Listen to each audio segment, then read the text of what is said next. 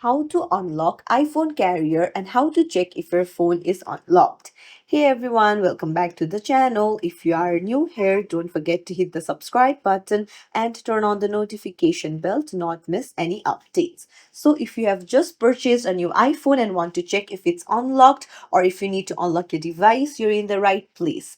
So let's dive right in. Open up your iPhone settings and then head over to General, and then you need to go to About.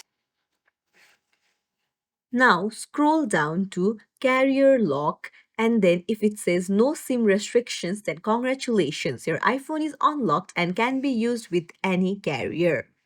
So if a specific carrier is listed, that means your iPhone is locked to that carrier. Most iPhones made in the last 5 years are unlocked by default, so you might be in luck.